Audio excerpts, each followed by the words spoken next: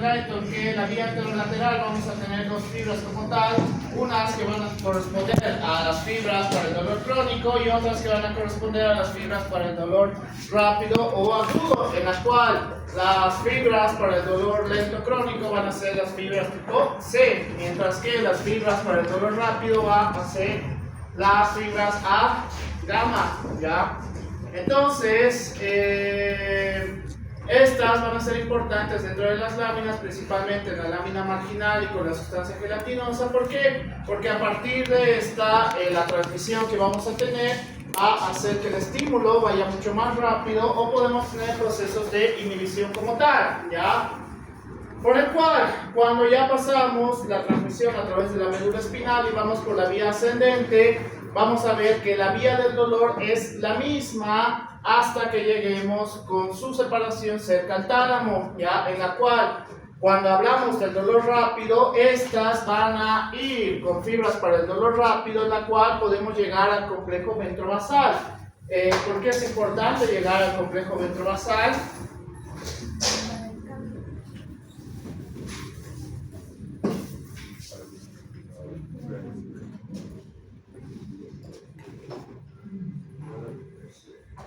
Exacto. No he hecho nada.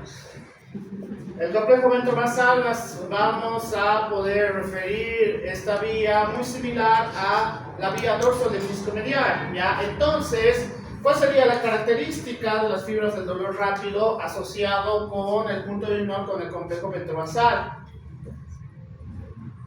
Que el dolor rápido sí vamos a poder identificar de una manera mucho más específica dónde se encuentra el dolor, ¿ya? Dónde se encuentra el dolor. Mientras que las fibras para el dolor lento solamente vamos a ir a través de núcleos intralaminares y estos nos van a decir que el dolor se encuentra en un punto y en un punto aproximado entre 20 o 30 centímetros alrededor, pues vamos a tener como una irradiación del dolor. Ya no vamos a poder identificar específicamente dónde se encuentra el dolor en el caso del dolor lento o dolor crónico. Qué bien. Entonces, las vías para la transmisión del dolor van a ser sumamente importantes desde el punto de vista de la característica de la vía dorsolemniscomedial y de la característica anterolateral, ¿ya? En la cual ambos van a llegar a las áreas somatosensitivas, pero la diferencia es que unas al llegar al complejo ventrovasal vamos a poder identificar específicamente dónde se encuentra el dolor y en otros casos vamos a poder identificar dónde aproximadamente se encuentra el dolor. ¿Cuál sería un ejemplo de dolor rápido? Rápido. ¿Qué? Más fuerte. Quemadura. Ya, no está mal, quemadura. ¿Qué? Entraría dentro del dolor rápido. ¿Qué más? Ya, traumatismos, golpes, caídas, lesiones, etcétera, etcétera. Entraría dentro del dolor rápido. Pero si yo en este momento soy algún lunático y te empiezo a lanzar papeles por detrás, estoy atrás de ti, te empiezo a lanzar papeles como cual lunático, ¿podrías sentir específicamente dónde te estoy lanzando los papeles? Específicamente. ¿De dónde o a dónde? No, específicamente. ¿Por qué? Por dos motivos. ¿Cuáles? ¿Qué? No, ese no es el motivo. Ahorita les voy a explicar por qué. Son varios estímulos. Uno, el estímulo no es lo suficiente para identificar específicamente dónde está. Dos, el peso, pues si te empieza a lanzar bolas de papel, tampoco vas a poder identificar específicamente dónde está, ¿ya? Por el cual, la parte del estímulo, a pesar de que vayamos por la vía dorsolemniscomedial, también es un factor importante, muy diferente a que si yo realmente soy un lunático y le lanzo mi celular por detrás a la cabeza de mi compañero, pues ahí va a poder identificar dónde le he lanzado y de dónde depende qué tan fuerte le lance, pero voy a poder identificar que el objeto es pesado y específicamente dónde me ha lanzado, ¿ya? Entonces, muy diferente a la vía anterolateral, que en esta solamente vamos a poder hacer una interpretación del dolor específicamente en un punto y alrededor sobre 30 centímetros, ¿ya? Por el cual tenemos que tener mucho cuidado cuando hablemos de dolor rápido y de dolor lento. Entonces, los neurotransmisores van a ser una de las partes esenciales. ¿Por qué? Para la parte del dolor. ¿Por qué? ¿Cuáles eran los neurotransmisores del dolor? Bradicinina 1, bien. ¿Y? Sustancia P. Entonces, cuando vamos a tener un estímulo a partir de cualquiera de estos dos, cuando vamos a hacer la sinapsis química, en las bolsas presinápticas vamos a ver que cuando hay un acúmulo de bradicinina, entonces ante un estímulo, este va a empezar a liberar a través de los canales de calcio, va a empezar a liberar las bolsas sinápticas. ¿Para qué? Para que vayan a la parte postsináptica y entonces tengamos la transmisión. Pero ¿cuál es el detalle? A mayor estímulo, mayor cantidad de salida de neurotransmisores. Entonces, ¿por qué les dolería más y más? Porque el estímulo es tan intenso que hay mayor salida para la quinasis química y para la sinapsis química, y entonces esto va a hacer mayor transmisión de las vías del dolor, ¿ya? En el caso del dolor lento, ¿cuál es un neurotransmisor? Neurotransmisor. Hace rato les he dicho, sustancia P. ¿Y cómo evitaríamos que el dolor progrese?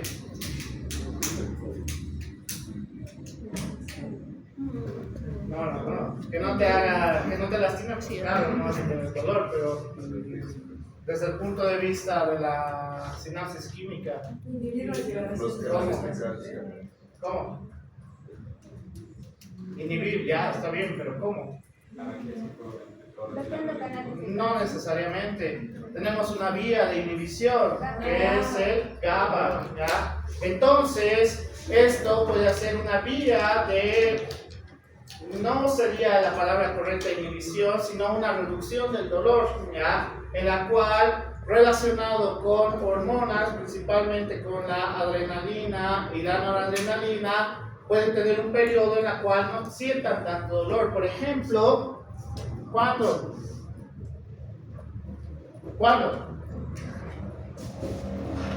¿Cuándo tendría secreción de adrenalina y noradrenalina? ¿Estás robando? ¿Qué significa cuando te están robando? Miedo.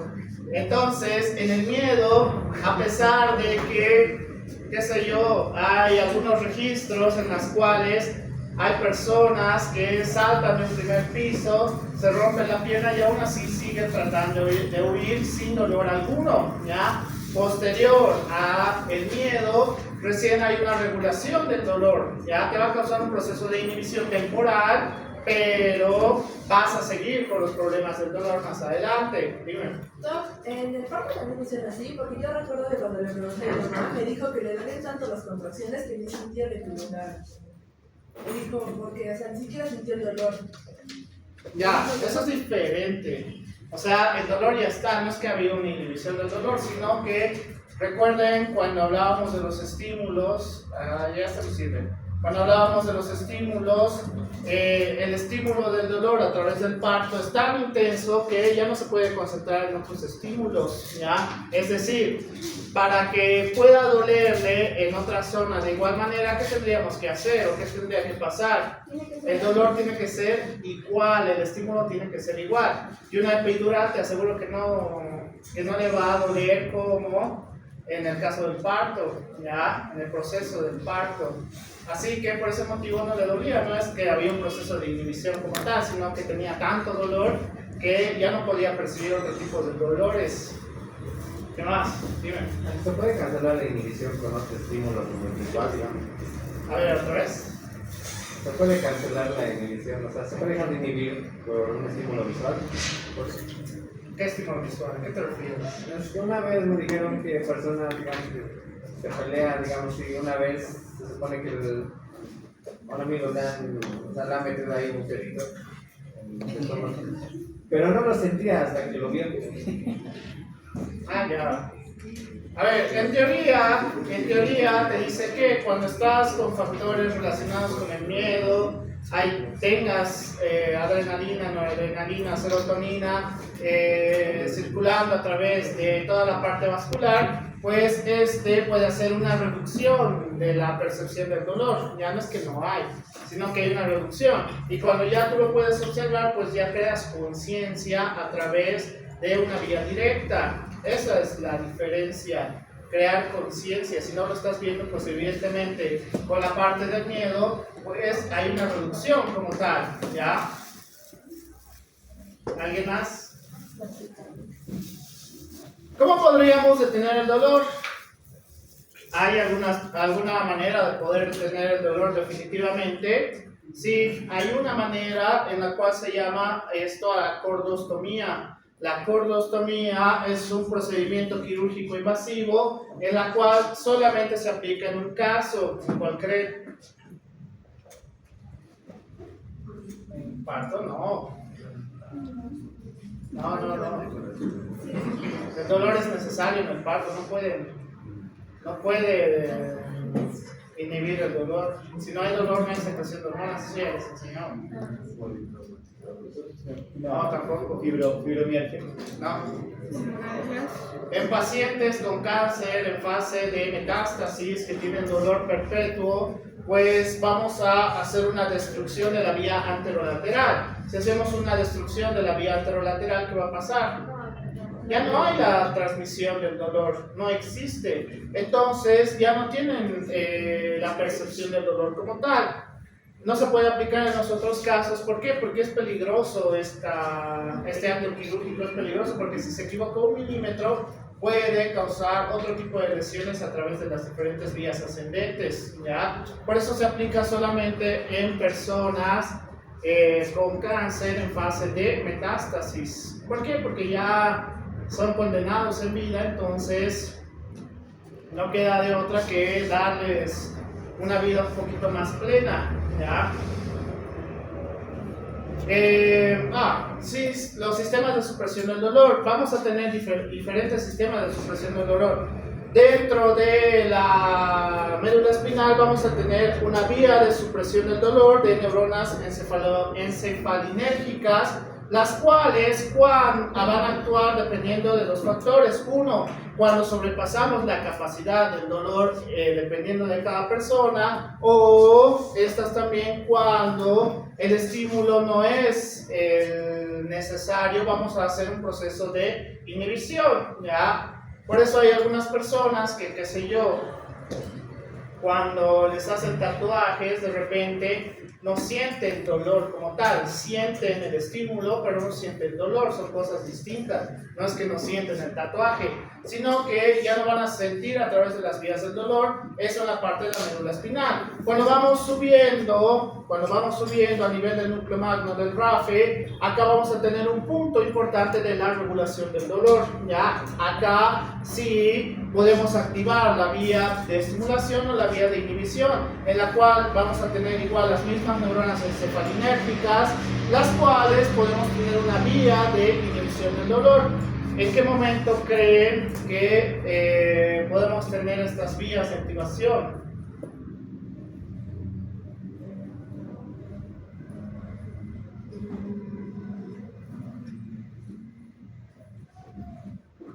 ¿En qué momento? ¿Cuándo les dolía tanto y de repente que no? ¿Qué? ¿Comer? ¿Te duele comer?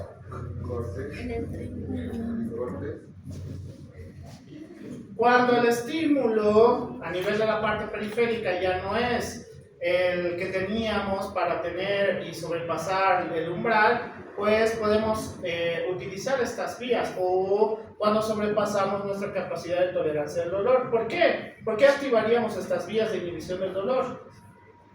Creo que lo tengo más adelante. Sí, creo que lo tengo. ¿Por qué creen? ¿Por qué creen?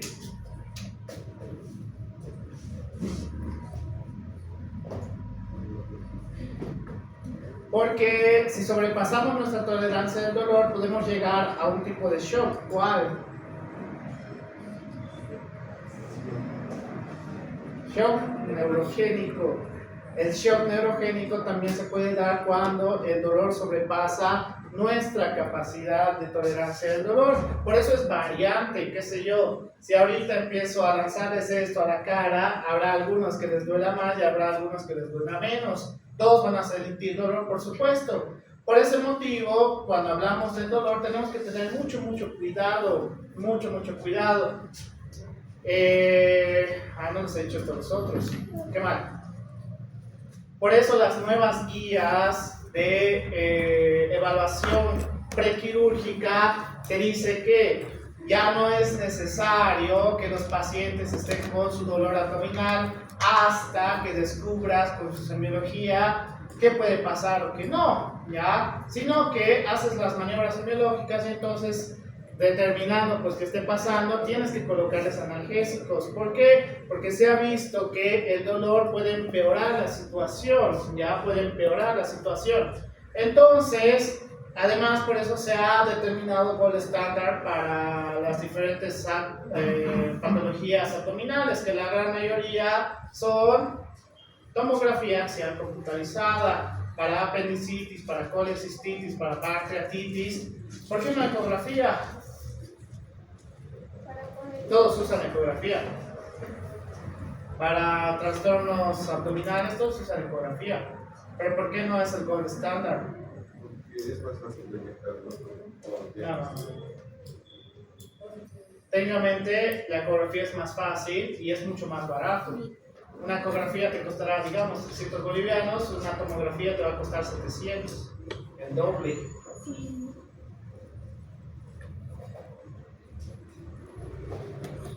Porque la ecografía es muy operador dependiente.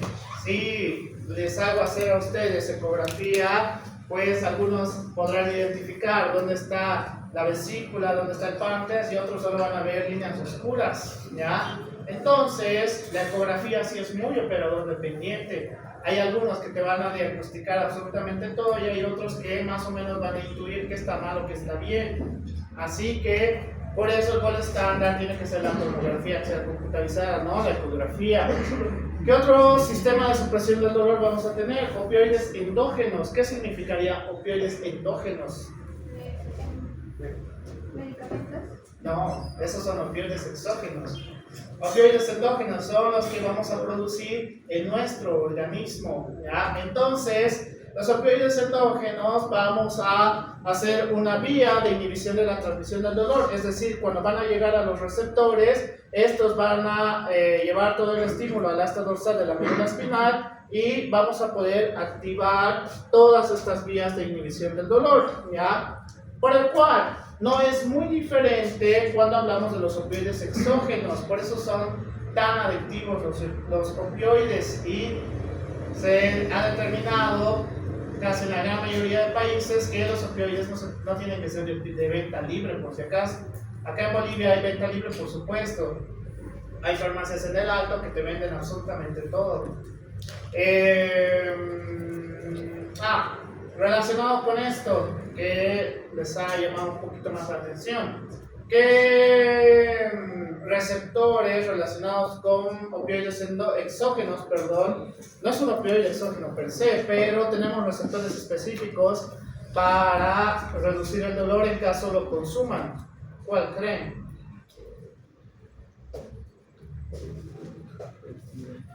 El uso de cannabis medicinal, porque tenemos receptores cannabinoides, actúa muy similar, está bien, la cual no causa una inhibición, sino que la cannabis va a incrementar el umbral, ¿ya? Es decir, ¿sí recuerdan a qué me refiero con el umbral, no?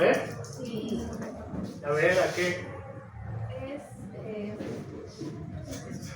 Es cuando se activa, es como un límite para la activación de ciertos.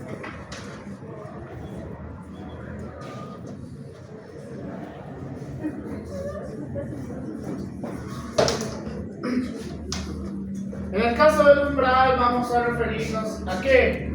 Que supongamos que acá es 20 milivoltios, acá es 40, acá es 60, etcétera, etcétera, y este es un umbral, ¿ya? Es decir, cuando sobrepasamos esto podemos crear un potencial de acción. Y en los opioides la característica es que cuando vamos a hacer un proceso de inhibición ya ni siquiera sobrepasamos el cero, ¿ya? Ni siquiera sobrepasamos el cero, hacemos un proceso de inhibición total. Pero en el caso de los cannabinoides, en vez de estar en 20 milivoltios, pues lo incrementa a 40 milivoltios. Es decir, va a ser mucho más complejo que tengan dolor con el consumo de cannabis medicinal, no cannabis recreativa, por si acaso. ¿Por qué? ¿Cuáles son uno de los mitos por el cual consumen cannabis y que todo el tiempo me dicen?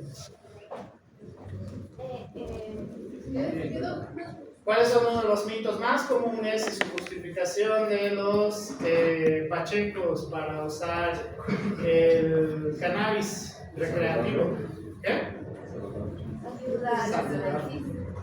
La otra. Ayer van a tener un incremento de la sinapsis. ¿Eso es verdad, sí o no? Es una verdad a medias, eso es lo que no te dicen. Cuando tú tienes un consumo de cannabis en la cual sea aproximadamente un uso de una vez cada 6 meses, pues este va a hacer un proceso de alcalosis mientras haces un consumo. ¿Y por qué sería esto importante? Relacionado con la parte del sistema nervioso y la sinapsis. No. Con la sinapsis. Ya les he dicho esto antes. Es mucho, ¿no? Neurofisión. ¿Qué harán ese examen? En procesos de ácido base, la alcalosis hace un incremento de la sinapsis. Es decir, el proceso de alcalosis sí puede crear un proceso de sinapsis, pero es un periodo muy corto. ¿Qué es lo que no te dicen los pachecos? Pues que cuando consumes crónicamente la marihuana, haces un proceso contrario. Haces un proceso de acidosis. ¿Y qué tenía que ver la acidosis con la sinapsis? Reduce la sinapsis. Y entonces, por eso los que consumen frecuentemente marihuana hablan lento y no pueden pensar claramente, ¿no ven? Porque es diferente, es muy diferente el consumo crónico y el consumo único, ¿ya? El consumo único. Entonces, y depende también del tipo de cannabis que consumas, porque hay cannabis que solamente su fin es crear alucinaciones. Ya consumes eso, pues estás arruinado porque te puede dar hasta esquizofrenia, por si no sabían. ¿Cuál sería una de las consecuencias del consumo de cannabis? Ya, uno. Otro. Disminución de la sinapsis, está bien. Uno, ¿qué más? ¿Qué? ¿Qué vías? No.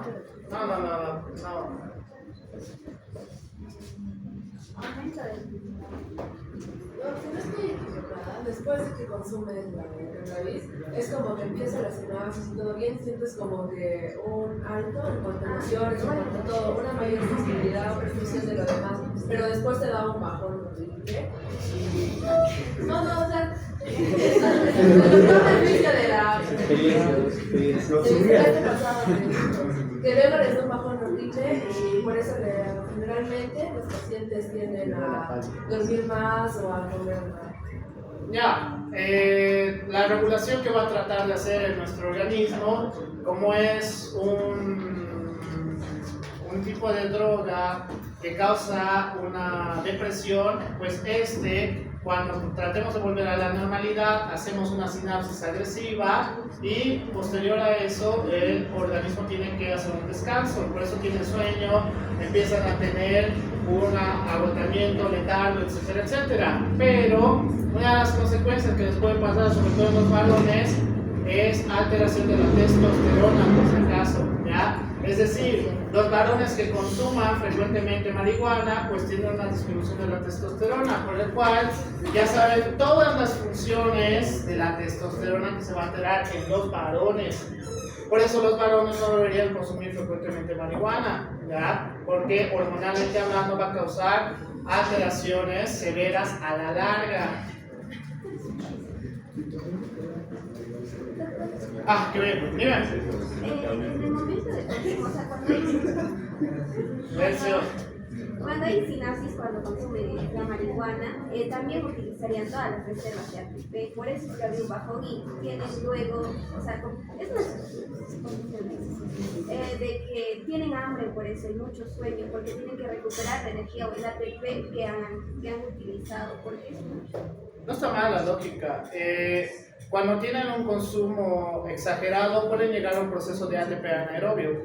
Ahí ya es cuando les da su mal viaje a los pachecos. Ahí empieza a haber una sinapsis agresiva y empieza a crear alucinaciones auditivas y alucinaciones visuales. Y pues los puede llevar a trastornos psiquiátricos como esquizofrenia, trastornos depresivos, trastornos ansiosos, etcétera, etcétera. Lo que te venden los amantes de la marihuana, que te ayuda absolutamente para todo, eso no es cierto, por si acaso. Y lo que te venden los que están en contra de la marihuana, que te vas a volver el diablo y no sé qué otras cosas más, tampoco es cierto, ¿ya? O sea, no hay un punto en el cual te diga la marihuana es 100% dañino o la marihuana es 100% positivo, sino que va a tener sus pros y sus contras dependiendo pues del consumo que tengas. En el caso de consumo medicinal para el dolor, es efectivo, ¿ya? Sí es efectivo. Se ha visto que en pacientes con cáncer, en pacientes con glaucoma, en pacientes con enfermedades inflamatorias autoinmunes, ayuda a la marihuana, ¿ya? Ayuda a la marihuana para esas cosas, no para lo que lo aplica la mayoría de pachecos, ¿no ves? Que encima se creen más inteligentes con la marihuana. No, no funciona así. Entonces, el dolor referido, ¿a qué creen que nos vamos a referir con el dolor referido? Sí, cuando el paciente nos dice me duele aquí, es porque algo está mal. Me duele aquí. El dolor referido, vamos a hablar cuando duele en un área específico, pero el problema de ese dolor en un área específico nos puede orientar a un sinfín de patologías. Es decir, si te duele a nivel del epigastrio, ¿qué podría ser? Ya, gastritis. No está mal, peritonitis, pero eso es un poquito más específico. ¿Qué? Dispepsia, pancreatitis en menor escala, pero está bien. Hepatomegalia puede ser también. Infarto de antes. Bien, infarto agudo de miocardio a nivel de la base del corazón. Entonces, el problema del dolor referido es que tenemos que tener en cuenta cuáles son los puntos de unión con otros tipos de vísceras. Ya el dolor visceral, que va a ser uno de los más característicos que vamos a tener, sobre todo en la parte abdominal, pues que si te duele en la fosa ilíaca derecha, ¿qué podría ser? Apendicitis, colitis, diverticulitis. Si es mujer, ovario poliquístico. Si es mujer, embarazo ectópico. ¿Qué más? En fosa ilíaca. En la parte de atrás, Infección de vía urinaria. infección de vía urinaria, litiasis a nivel del uréter o a nivel renal, etcétera, etcétera. Es decir, solamente viendo un punto podemos tener un sinfín de patologías como tal, por el cual tenemos que apoyarnos con exámenes de gabinete. ¿Cuál? Gabinete. Bien, puede ser radiografías, ecografías, tomografías, dependiendo de lo que estemos suponiendo, ya por si acaso. Esto sí es una buena lección. no estamos en Estados Unidos o en Europa para que crean que como en Anatomía de Grey o Doctor House o el autista, que no me acuerdo qué se llama, The Good Doctor, ya le vamos a pedir hemograma completo, perfil hepático, perfil renal, perfil de coagulación, radiografía, ecografía, tomografía, resonancia, todo en uno solo. En Latinoamérica no sucede eso, por si acaso. Con suerte vas a poder pedir una radiografía o una ecografía. ¿Por qué? Porque el hospital lo tiene. La gran mayoría no tienen tomografía y mucho menos resonancia magnética. ¿Ya? Son bastante costosos. Y si son costosos, ¿cuántos de ustedes pueden pagar todos los anteriores laboratorios y exámenes de gabinete que les he dicho? Sería un total de aproximadamente en bolivianos como 4.500 o 5.000 bolivianos solo en exámenes de laboratorio y exámenes de gabinete. ¿Quién puede gastar eso ahorita? Difícil, ¿no ve? A menos que afecte su economía más adelante y después tengan que comer pan y agua. Entonces, no es necesario pues hacer esa cantidad de exámenes, sino tenemos que apoyarnos con la parte de semiología y tenemos que apoyarnos con lo más básico que tengamos. Los laboratorios son importantes, por supuesto, pero el Guyton te dice que tenemos que apoyarnos con exámenes de gabinete. No solamente creer que la semiología es absoluta, como mis colegas más antiquísimos creen. Si alguna vez lo escuchan, díganles que sí nomás. No peleen, por si acaso, ¿ya? Entonces, dentro del dolor referido, vamos a ver que vamos a tener dos tipos de fibras, unas fibras nerviosas cutáneas y unas fibras nerviosas viscerales, ¿ya? En la cual ambos pueden estimular al otro, es decir, un traumatismo a nivel abdominal podría estimular dolor hacia una parte visceral, sí. Entonces, también un traumatismo interno podría estimular para que en lugares específicos tengamos dolor en fibras nerviosas cutáneas, por eso el punto de unión. Por eso es importante saber la semiología abdominal, entender dónde se encuentra el dolor referido, etcétera, etcétera, porque si no lo sabemos, pues van a empezar a creer que todo lo que duele en el epigastro es gastritis y ya, y en algún momento alguien se va a infartar, y ahí ya están jodidos ustedes. Yo no, porque yo ya no veo esos casos. El dolor visceral, no se olviden, el dolor visceral, pues no solamente estamos hablando de la parte intestinal, sino estamos hablando de todos los órganos viscerales, el corazón, pulmones, gastrointestinal, páncreas, riñón, todos, absolutamente todos. ¿Qué nos puede ayudar para poder identificar el dolor visceral? Los dermatomas. Los dermatomas nos pueden dar un punto de aproximación de qué específicamente podría estar causando el dolor, ¿ya? Además que cuando el estímulo sobrepasa la cantidad del dolor como tal, este puede migrar hacia el lado más proximal. Por ejemplo, en la parte cardíaca, ¿ya? Cuando hay un infarto agudo de miocardio, ¿qué es lo que les duele aparte del dolor precordial? Exacto, todo lo que está hacia el lado izquierdo, ¿ya? Como una migración del dolor. Entonces, los dolores migratorios también son importantes. Vean los puntos de conexión de la parte del estómago con el esófago, del esófago con el corazón, de la parte hepática y la vesícula biliar con la parte del estómago, con la parte del píloro, con todo lo que vamos a encontrar a nivel del mesogastrio, etcétera, etcétera. Es decir, el dolor referido, sobre todo cuando hablamos del dolor visceral, es sumamente importante y tenemos que saber todo lo que puede englobar ese tipo de dolor, ¿ya? ¿Por qué? Porque ningún paciente va a decir y va a llegar, doctora, creo que me duele el páncreas, ¿no ve? Ni siquiera saben dónde está el páncreas, la mayoría piensan que están hacia el lado hepático. Entonces, en ese caso ustedes tienen que tener la capacidad de poder determinar qué tipo de dolor aproximadamente sea, ¿ya? No hagan lo que algunos colegas hacen. Escucha, no sé qué será. Voy a pedirle rastreo abdominal, voy a pedirle un sinfín de laboratorios, etcétera, etcétera. lo cual no sería necesario si supiéramos específicamente cómo funciona el dolor visceral, el dolor referido y el dolor migratorio. Qué bien. En el caso del dolor visceral, que va a ser uno de los más frecuentes que vamos a encontrar, vamos a hablar de la apendicitis.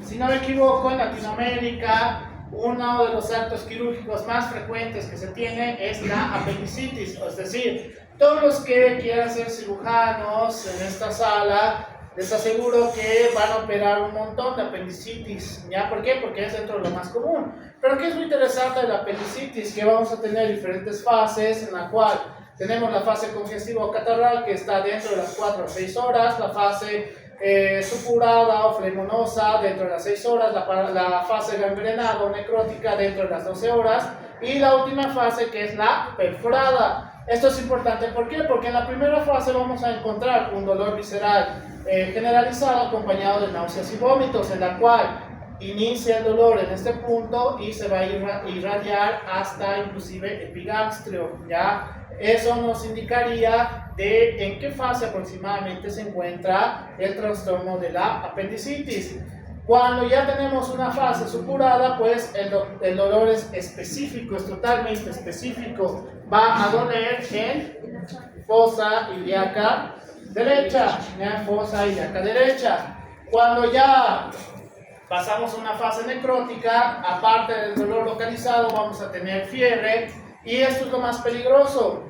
Cuando tenemos una fase perforada, ya no le duele nada. ¿Por qué? Ya está el peritoneo. Porque toda la parte inflamatoria pues va a empezar a migrar hacia el peritoneo. Al principio vamos a tener un alivio de todos los síntomas, pero posterior a una hora de esto va a empezar con peritonitis. Y es sumamente peligroso llegar a una fase de peritonitis. ¿Por qué? Porque significa que alguien tuvo la culpa, o el paciente o el cirujano, por si acaso, ¿ya? Porque si tiene una clara sintomatología de apendicitis y le das omeprazol, alguien te va a demandar por hacer sonceras, ¿ya? Así que igual con lo mismo con los pacientes. Dice, ay, ¿qué será? Me duele aquí abajo, me voy a tomar un omeprazol, debe ser mi gastritis. Y pasa las 12 horas y llega de emergencia al hospital y fallece porque puede fallecer por apendicitis, sobre todo complicada con peritonitis. Entonces tienen que tener ustedes la capacidad de poder identificar los dolores viscerales. ¿Por qué? Porque sí son peligrosos, por si acaso. Qué bien. ¿Cuánto me queda? Voy a avanzar el miércoles más. Me queda 1 hora y media. Qué bien. Entremos a lo más difícil. Ya. La parte motora. Ahora que entramos a la parte motora, tenemos que ver que cómo a través de las raíces sensitivas vamos a tener células basales externas, que estas van a llegar a un punto de interneuronas en la cual, viendo al otro lado, vamos a tener las raíces motoras y motoneuronas anteriores que justamente se van a encontrar con las interneuronas, es decir, que los estímulos pueden venir de ambos lados, pero ¿qué es lo general? Que los estímulos a través de la raíz sensitiva puedan hacer una activación a través de las raíces motoras. Por ejemplo, ¿qué?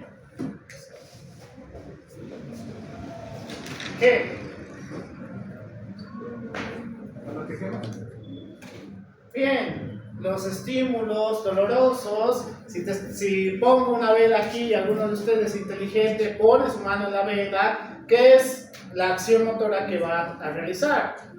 Bien, retirar su mano de la vela, a menos que tengan alguna lesión cerebral, pues lo van a mantener, ¿ya? Entonces, esto es sumamente importante, ¿por qué? Porque te dice que a través de la raíz sensitiva, esta puede ir hacia la vía ascendente, llegar hacia el área somatosensitiva y a través de la transmisión por el área motora, nuevamente de ir hacia abajo y llegar hacia las motoneuronas, las raíces motoras como tal, ¿ya? Y hacer una acción. Entonces, esto lo hacen en milisegundos, o ustedes piensan para caminar. ¿Están seguros que no piensan para caminar? Hay situaciones, ¿no? O caminan así, sin más, y van chocándose con las puertas y las paredes. Aunque algunas veces los he visto caminando por esta calle y se están chocando con los postes. Eso no es normal, por si acaso. Hay hijos de la que ven mucho la visión. O sea, los ciegos se chocan todo el No tiempo. es que cuando estás distraído, no ves. No, hay algunas personas que los veo que están conversando algo y aún así se siguen chocando. No está mal. El estímulo no está concentrado para que puedan ver la parte espacial, ¿ya? Es decir, la parte espacial también es importante. No tiene que ver con el espacio, que tiene que ver con la parte espacial. La seguridad espacial. Todo lo que hay a tu alrededor, ¿ya? Cuando creen que caminan por caminar casi de manera autónoma. Ahora no estamos concentrados. No estamos serios, no. No está mal, pero no. ¿Qué? En realidad es muy frecuente en sus casas y por eso suelen chocarse o resbalarse con cosas. Piensan que ya tienen totalmente definido que hay en todo su ambiente y cuando hay algo que no debería estar ahí, pues te causa lesiones, supongo. ¿Por qué? Porque no haces un cálculo adecuado de la parte espacial, ¿ya? Y ahí poco a poco te vas a ir adaptando. Entonces, cuando tengamos los estímulos, vamos a ir por las fibras descendentes, en la cual vamos a tener dos tipos de fibras, una fibra sensitiva y una fibra motora. Dentro de las fibras sensitivas vamos a tener la fibra 1A y la fibra 1B, ¿ya? Dentro de las fibras motoras vamos a tener las motoras alfa y las motoras gamma, las motoras gamma.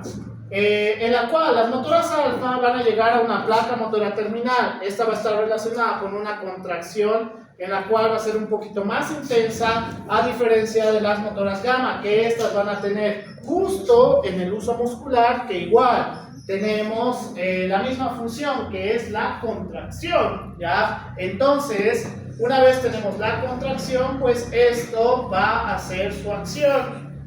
Pero entonces, acá en todo lo que les he mencionado, no tenemos un proceso de inhibición, ¿o sí? Sí tenemos.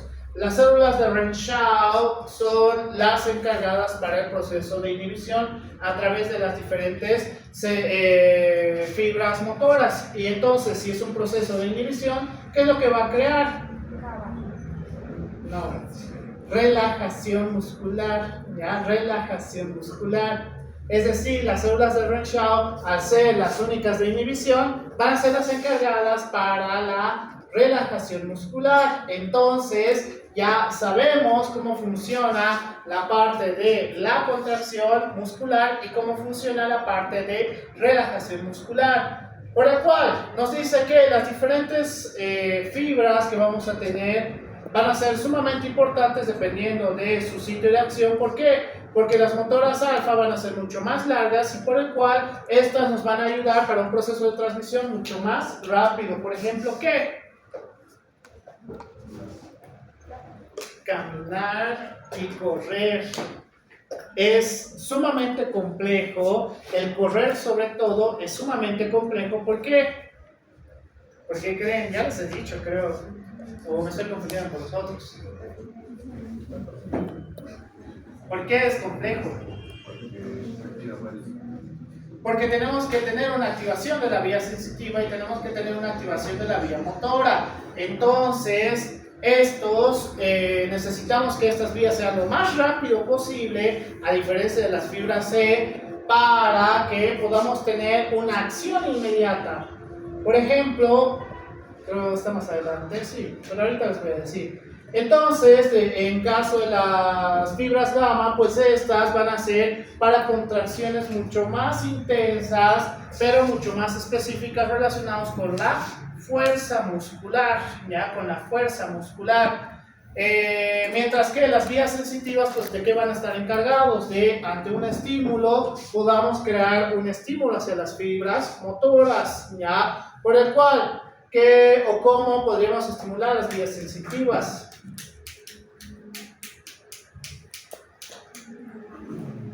Solo me acuerdo de un ejemplo. ¿Temperatura? No. En teoría podría ser, pero no específicamente. Tendría que haber un cambio abrupto de la temperatura.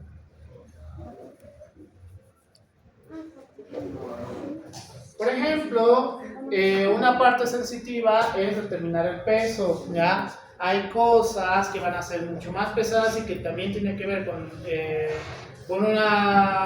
un estímulo a partir de la vista. ¿Por qué?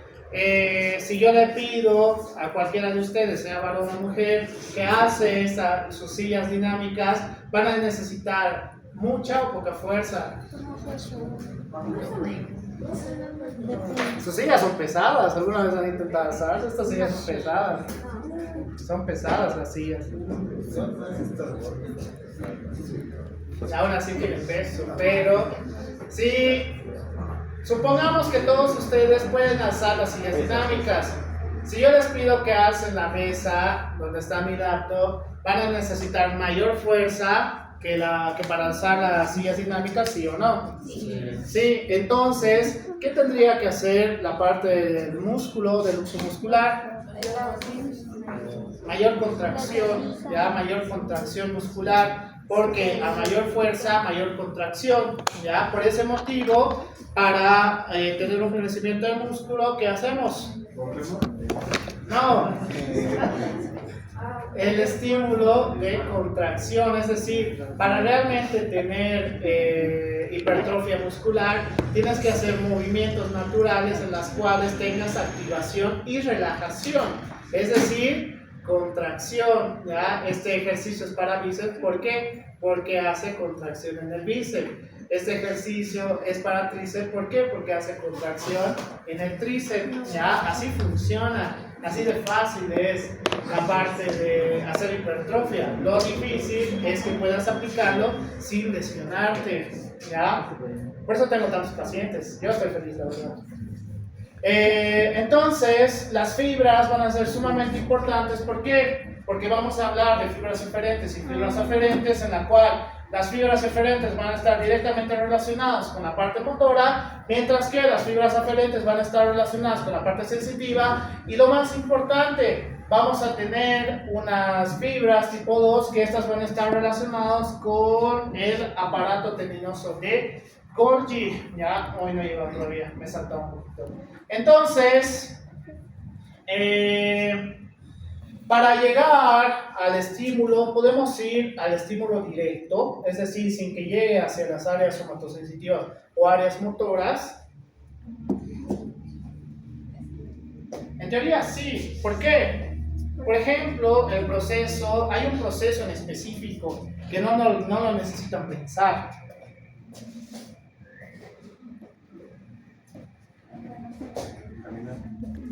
No. Para caminar, algunos necesitan pensar. Algunos necesitan pensar. Dormir, no. Eso es una acción de inhibición. ¿Respirar? No. Igual puedes cambiar tu respiración con el pensamiento. A ver, respira más rápido. Puedes. Entonces, puedes, pero esto no lo puedes hacer de manera consciente, hacer una contracción del músculo. ¿Puedes? No, igual puedes. Puedes, sosteniendo la respiración. ¿Nunca han visto cómo practican los cantantes de ópera? De ahí se ve cómo trabajan el diafragma.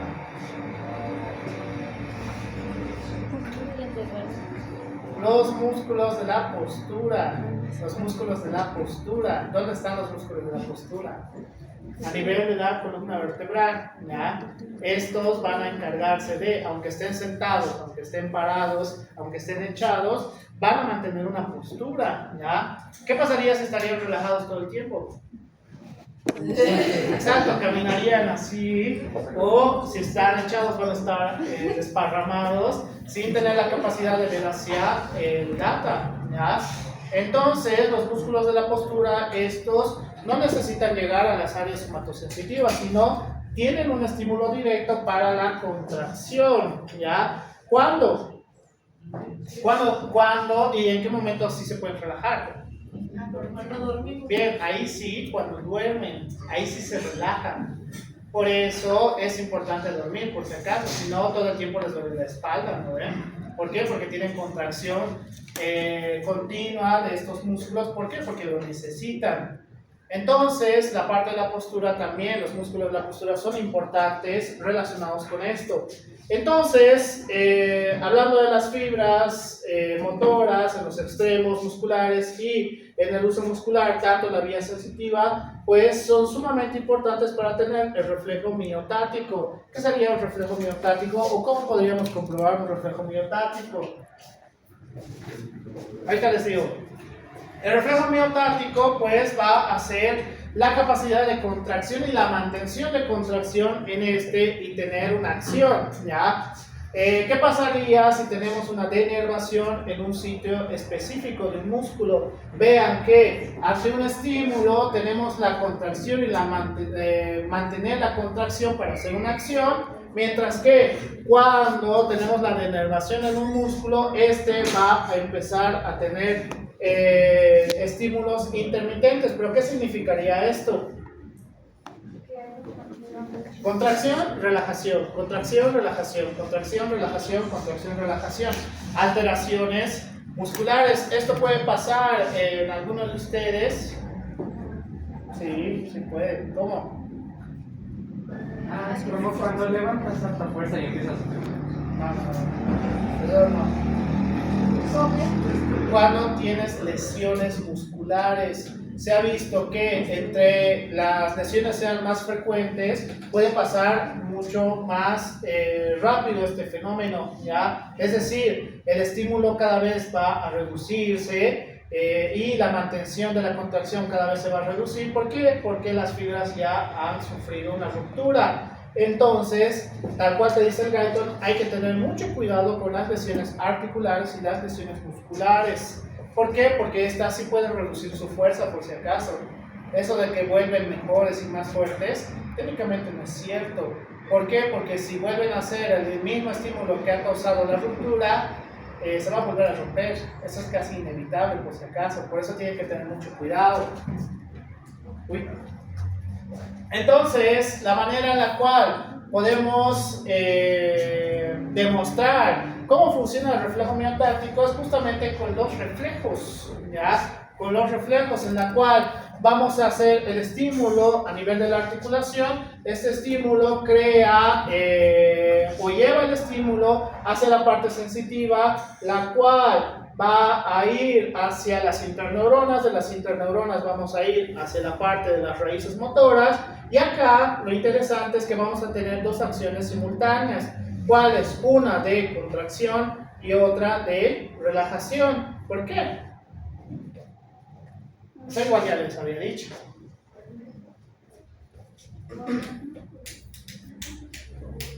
Porque si fuera como las caricaturas o los animes, y cuando hacen contracción absoluta de todos sus músculos, puede causar rupturas, ¿ya? Lo normal es que tengamos contracción, por ejemplo, de los cuádriceps cuando tenemos el reflejo miotático, y relajación de los isquiotibiales, ¿ya? O cuando alguno de ustedes pues quiere sorprender a la chica que les gusta, porque es más frecuente en los varones, y quiere mostrar sus bíceps, entonces hacen una contracción del bíceps, ¿no ve? Pero a la par de la contracción del bíceps hay una relajación del tríceps. Entonces, lo que sería normal es que tengamos una contracción del bíceps y una contracción del tríceps, ¿ya? Por ese motivo, si tenemos una contracción simultánea, puede causar rupturas. Tenemos que tener mucho cuidado. ¿Y en qué momento podríamos tener una contracción simultánea? Creo que está más adelante, pero estoy adelantando un poco. Ahí, vamos a ver un poquito más adelante. Entonces, para eso les he enseñado los reflejos, porque tiene que ver 100% con neurofisiología. Tiene que ver con neurofisiología. Acá, si tengo una alteración y no tengo el reflejo como tal, ¿qué significaría? No había una buena. ¿Qué conexión? Que la lesión puede ser en diferentes puntos, puede ser la lesión articular, puede ser una lesión muscular, puede ser una lesión en las vías sensitivas, lesión en el uso muscular, lesión en las vías motoras, lesión en la vía ascendente o lesión en la vía descendente o lesión cortical, ¿ya? Es decir, puede ser un sinfín de cosas por el cual el reflejo nos ayuda a determinar que todo está íntegro, por lo menos en toda esta vía, ¿ya? En toda esta vía. Entonces, si en el reflejo rotuliano tenemos el estímulo y vemos cómo va a tratar de mantener una contracción ligera, ¿para qué? Para hacer este movimiento, ¿ya? Pero si tuviéramos un estímulo continuo, por ejemplo a nivel del plomo del pie, ¿cuál creen que sería el estímulo que estamos haciendo? Pisar, no caminar, pisar, ¿ya? Ya con la caminata o correr, pues haces una contracción y relajación, contracción y relajación. Por eso cuando se mantienen en pie, y supongo que así los castigaban en el colegio, los mantenían de pie en un lugar, les empezaba a causar dolor, ¿ya? ¿Por qué? Porque como no hay un proceso de relajación, esto hace una contracción continua en músculos específicos y por eso les empieza a causar dolor, ¿ya? Por ese motivo, pues los estímulos que tengamos a través de toda la neurofisiología es importante como tal. ¡Qué bien! Entonces, ¿cómo evitamos que causemos una ruptura del músculo? Cuando tengan agotamiento muscular, cuando hay un agotamiento muscular, pues tenemos el órgano tendinoso de Golgi que cuando detecta que hay una tensión excesiva, de manera casi automática va a llevar este estímulo a través de las fibras sensitivas. ¿Para qué? Para tener una activación de la vía de inhibición y entonces crear una relajación casi obligatoria. ¿Para qué? Para justamente evitar la ruptura del músculo.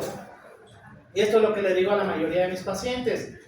Cuando empieces a sentir dolor en un ejercicio, sea cual sea el ejercicio que estás sintiendo, tienes que tomarte una pausa, porque significa que estás empezando a llegar a, no el fallo muscular, eso suena mal, agotamiento muscular, ¿ya? ¿Y qué es lo que a mí me molesta, pero me da mucho trabajo, de los coaches del gimnasio? Ya no pueden más las pobres, sobre todo lo veo con mujeres, ya no pueden más las pobres mujeres, ¿verdad? Exacto, les dicen, no, tienes que seguir, y ellos empiezan a empujar y que no sé qué, y crea frecuentemente lesiones, ¿ya? Y nunca más vuelven a ir al gimnasio. ¿Por qué? Porque no funciona así, la fisiología no funciona así. A mí me da un excelente trabajo, la verdad. Espero lo sigan haciendo a pesar de mis recomendaciones, pero a mis pacientes yo les digo, si tienes ya una fatiga muscular, no tienes que continuar con ese ejercicio. ¿Por qué? Porque fácilmente vas a llegar a una ruptura muscular, no de las miofibras o miofibrillas que ellos dicen que así funciona.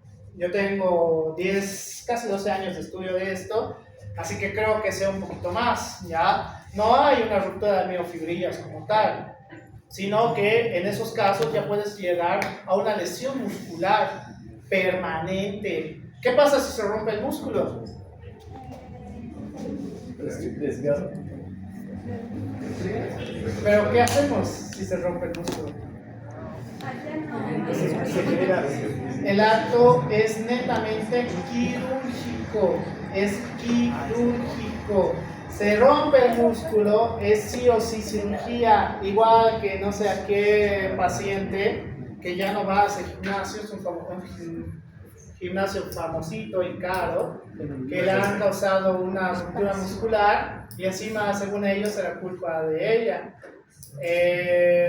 Ha tenido que entrar a autoquirúrgico. Yo no hago cirugía porque más bien nada tiene que ver con mi especialidad, Lo he llevado con uno de los mejores traumatólogos y lastimosamente ahora ya no puede volver al gimnasio.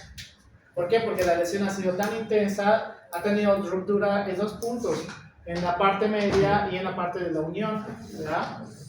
El acto quirúrgico ha sido complicado, así que ahora ya no puede hacer movimientos bruscos con la pierna derecha, si no me equivoco, y está haciendo terapia de recuperación conmigo y fisioterapia. Está mucho mejor, pero por animaladas le han causado daño permanente. Así que el órgano tendinoso de Golgi nos ayuda justamente cuando tenemos esa sensación de agotamiento. Si ustedes van a forzar, ¿qué es lo que creen? ¿Qué es lo que va a pasar? Pueden llegar a una ruptura muscular muy común, aparte del gimnasio. ¿En quiénes? ¿En cuáles? ¿En cuáles? Atletas muy general, deportistas muy general. Bien, en el fútbol. Cuando en el fútbol continúan y según ellos pueden, empiezan a crearse la lesión más común, que es a nivel de gastrocnemios. Ya hay una ruptura parcial del músculo. ¿Por qué? Porque ha llegado al agotamiento y al tratar de forzar la contracción, porque con cada pisada vas a forzar la contracción, entonces ruptura. Y en vez de que le hagan caso a los doctores y al DT de que tiene que salir porque está agotado, pues tienen lesiones más y más frecuentemente. Fácil de entender, ¿no? Entonces, toda la conformación que les supongo les han enseñado y los que han llevado conmigo sí les he enseñado del músculo esquelético, pues es importante, sí. Podemos tener rupturas a nivel de las miofibrillas, sí, que estas pueden tener una recuperación mucho más adecuada, por supuesto, pero si empiezas a tener una ruptura de manera general, hasta que se rompa toda la parte muscular, pues ahí no hay marcha atrás, por si acaso. Y entonces ya no vas a poder tener acciones tan simples como contracción, ¿ya? Va a estar todo el tiempo en relajación e inclusive fuera de la parte anatómica. Ahora no sé por qué, recién me han llegado 2 pacientes con ruptura de... Se ve el músculo. El pectoral mayor. Ruptura del pectoral mayor, no sé qué habrán hecho. 2 casi al instante me llegaron. Y el músculo está aquí. Aquí está el músculo. Aquí está. Tendría que estar su punto de unión o su anastomosis, pero por la ruptura ha creado que empiece y se toca el músculo acá. Así que creo que los operan la próxima semana los 2 pobres diablos. Que ellos han admitido que era su culpa, por si acaso. Por mi culpa se me ha roto el pectoral. Bien por ellos, por lo menos admiten su error. Inhibición recíproca. La inhibición recíproca pues va a hacer que tengamos tanto el estímulo para la contracción y que también tengamos el estímulo para la inhibición, es decir, contracción y relajación. Entonces, ¿qué tenemos que entender frente a estos casos? Que diferentes movimientos articulares van a crear este fenómeno, ¿ya? Cuando pisan, cuando levantan el pie, cuando hacen extensión, cuando hacen flexión, cuando hacen movimientos circulares, etcétera, etcétera, pues vamos a tener diferentes acciones. Lo que no es normal es que tengamos una contracción simultánea, ¿ya? Ahí hay que tener mucho cuidado porque podemos llegar a una ruptura. Que, por ejemplo, en las contracciones de flexión vamos a ver que el estímulo es continuo, es totalmente continuo y a la misma intensidad hasta que llegamos a un proceso de postdescarga. Mientras que la contracción extensora vamos a ver que el estímulo es como un potencial de acción. Va a ir disminuyendo mediante el músculo se vaya agotando, ¿ya? Por eso las diferentes acciones son importantes. Y entonces, cuando tenemos la inhibición recíproca, vamos a ver que tenemos ambos estímulos. Contracción, relajación, etcétera, etcétera, ¿ya? Por eso tenemos que entender cómo funcionan los movimientos en extensión y cómo funcionan los movimientos en flexión. Por eso hay movimientos que les duelen más que otros. A ver, flexionen el bíceps más de 1 minuto. Más de 1 minuto. Va a empezar en un punto a causarles dolor. ¿Por qué? Porque la contracción va a llegar a un punto de descarga. Y ahí tiene que hacer una relajación forzada. Ya una relajación forzada. ¿Por qué? Porque así funciona nuestro organismo.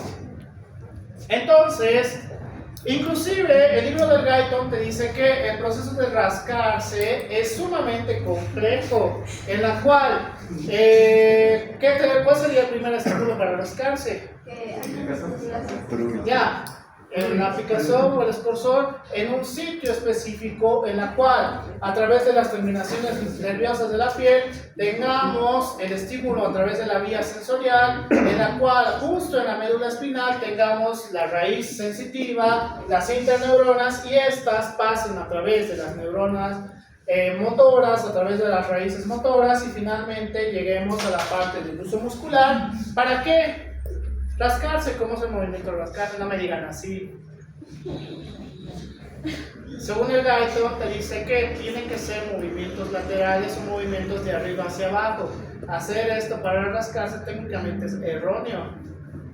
Eso te dice el Guyton. Tiene que ser movimientos laterales o movimientos de arriba hacia abajo. ¿Ya? ¿Qué es lo que hacen? Cuando hacen esto, pues técnicamente lo están haciendo mal para rascarse. Estoy rascando. Al parecer no saben ni rascarse bien.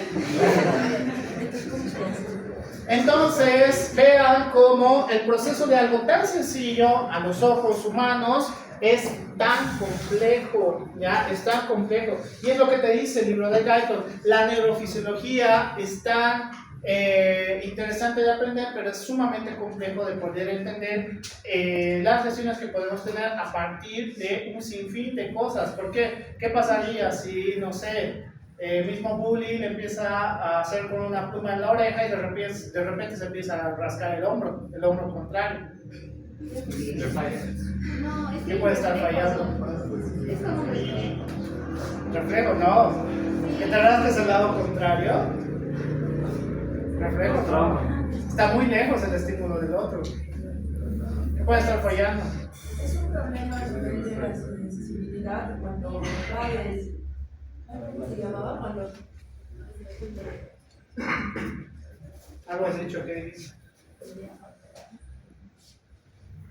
¿Qué fallaría si me están haciendo el estímulo con una pluma aquí en mi oreja y me rasco el lado contrario, el hombro del lado contrario? ¿Te podrías rascar el hombro de ese mismo lugar? Puede ser, pero si te rascas el lado contrario, pues algo está mal. ¿Qué podría estar mal? ¿Qué? ¿Qué? La fixación. No específicamente. La interpretación. No estamos llegando al lugar específico, ¿ya? Hemos tenido un estímulo, pero cuando llegamos al área somatosensitiva, entonces no identificamos dónde específicamente, pues hay la comezón y se empiezan a rascar donde no debe. ¿Por qué? Esto tiene que estar totalmente adecuado, porque cuando ustedes tienen escozor en lugares de la espalda que no alcanzan, pues saben específicamente dónde hay el escozor. ¿Y cómo saben? Porque cuando le piden a una persona que les rasque, dicen, no, un poco más arriba, no, un poco más abajo, a la derecha, ahí. Entonces, este proceso es complejo, es bastante complejo desde el punto de vista de unión sensitiva con la parte motora. Qué bien. Entonces, cuando hablamos de los famosos calambres, es la literatura del Guyton nos dice que puede ser dados por 3 o 4 estímulos como tal. ¿Cuáles?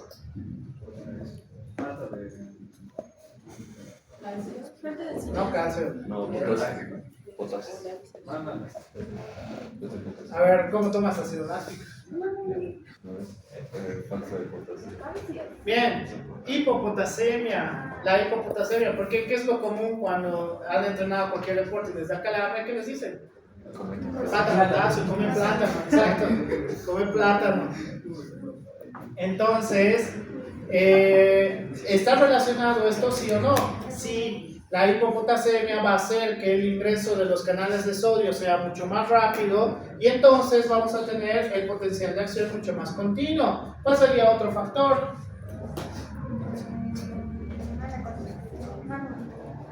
No está mal. El Guyton te dice movimientos inadecuados en un músculo no preparado puede llevarte a un calambre. Por ejemplo, ¿cuándo?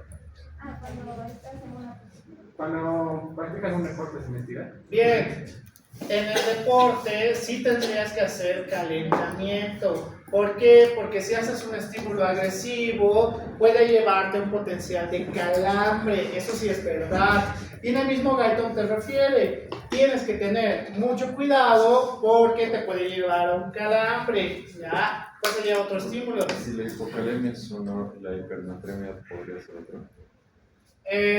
No específicamente porque esto te va a llevar a otros procesos antes del calambre. Te puede llevar, sí, pero antes te va a causar otras cosas. ¿Qué más? ¿Qué cosas les causan calambres?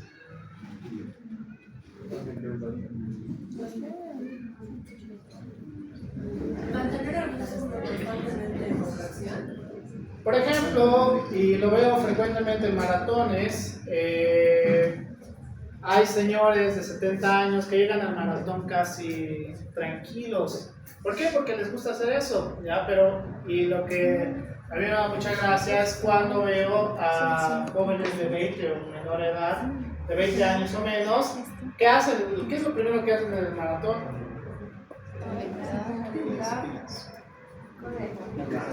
Bien, empiezan a correr.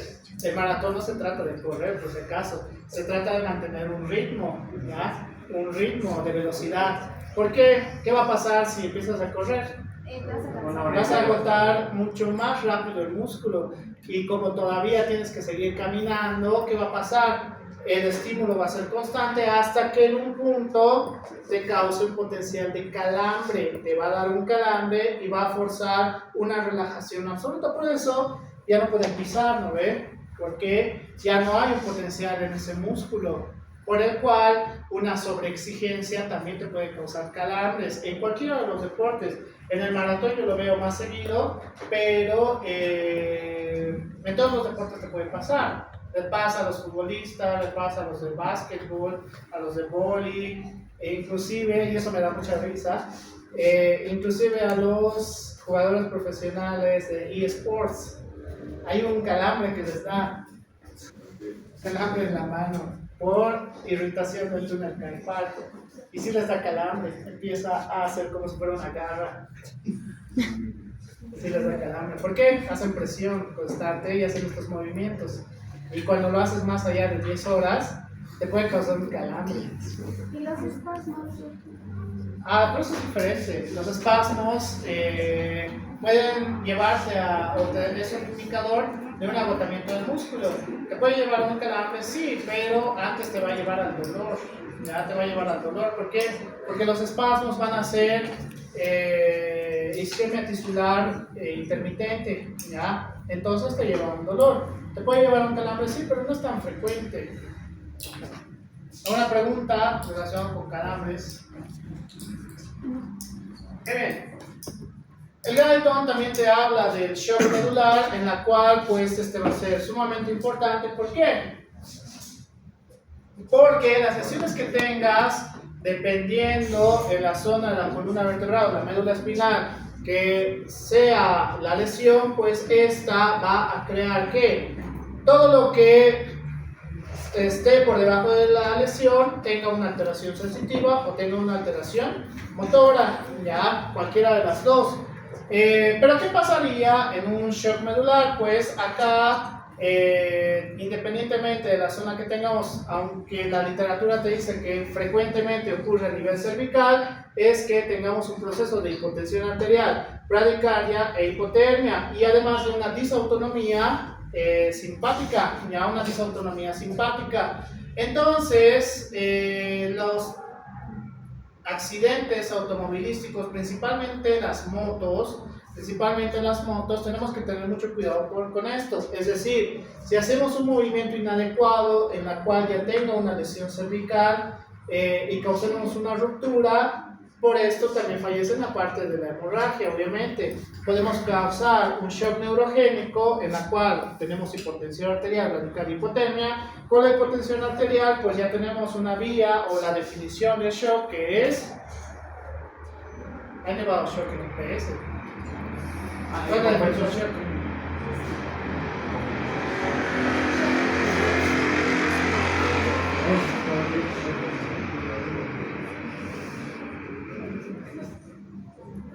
¿Cuál es la definición de shock? Bianca, ¿cuál es la definición de shock? Ustedes han llevado conmigo, ¿no?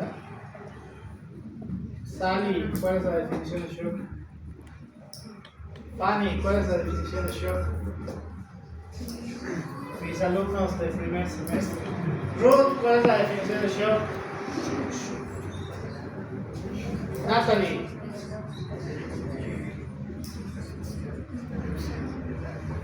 Los demás, ¿cuál es la definición de shock? Se supone que llevan IPS. Es la, dependiendo de si lees la TLS o un libro de fisiopatología, pero te dice que es la perfusión tisular inadecuada, ¿ya? Perfusión tisular inadecuada. Entonces, la hipotensión arterial te va a llevar a eso, una perfusión tisular inadecuada. Entonces, como va a haber una disminución de la perfusión tisular, todos los demás órganos van a empezar a tener una disminución de la oxigenación y entonces vamos a sufrir una lesión en diferentes órganos. ¿Qué hace el organismo? Pues los órganos más importantes va a tratar de salvarlos, ¿ya? Pero en caso de shock, esto se vuelve tan intenso que normalmente no puede. El cuerpo ya no puede casi luchar contra el shock por si acaso. Es sumamente agresivo. Entonces tenemos que tener mucho cuidado con el shock medular, ¿ya? El shock medular fácilmente te lleva un shock neurogénico. Entonces, en los accidentes de tránsito tenemos que tener mucho cuidado, por si acaso. Por eso hay una manera en la cual tienen que trasladar a los pacientes con accidentes de tránsito, que supongo lo sabrán. Es mala idea poner eso en su examen, ¿no? No es mala idea, ya que ustedes lo saben todo. Tengo que cambiar las pilas a esto. Entonces, dentro de las características de cómo va a actuar la corteza motora primaria, la corteza premotora y la corteza motora suplementaria, nos dice que el punto de unión con el área somatosensitiva 1 y el área somatosensitiva 2 va a ser sumamente importante porque el estímulo puede llegar principalmente a la corteza motora primaria, ¿ya? Entonces, esta va a ser sumamente importante. ¿Por qué? Porque la gran mayoría, sobre todo relacionada con las áreas de Brodmann 4 y 6, en el caso del área suplementaria y el área premotora, pues nos dice que vamos a poder hacer acciones específicas en sitios específicos. En el caso de la corteza motora primaria, pues con las piernas, pies, tronco, brazos, manos, cara y boca. ¿Cómo funciona la corteza motora primaria? ¿Qué hace? Es la que activa la parte motora. Ya, pero ¿qué hacemos con esa acción?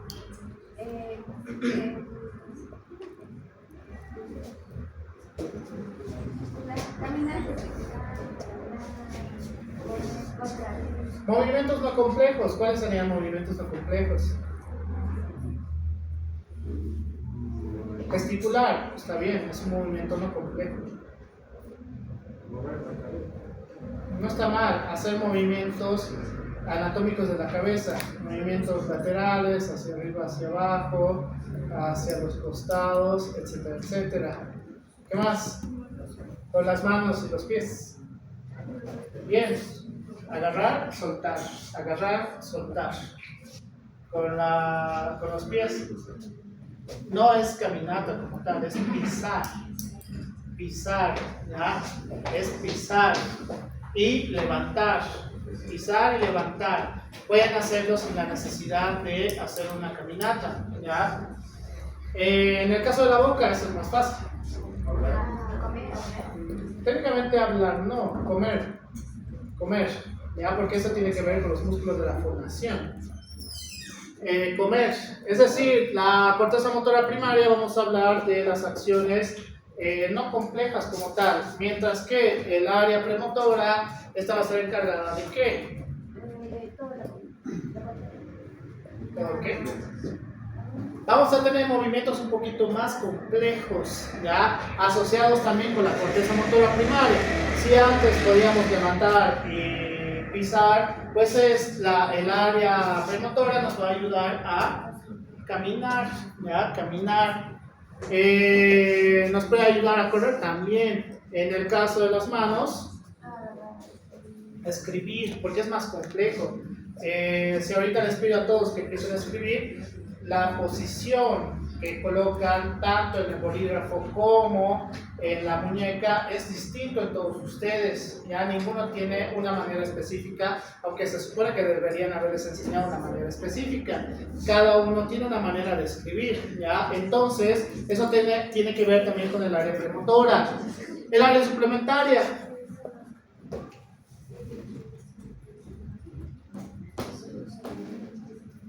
Son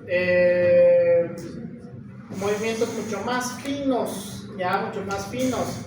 Acá, y el ejemplo que yo me acuerdo, puede estar relacionado con movimientos más finos, por ejemplo, el baile, ya.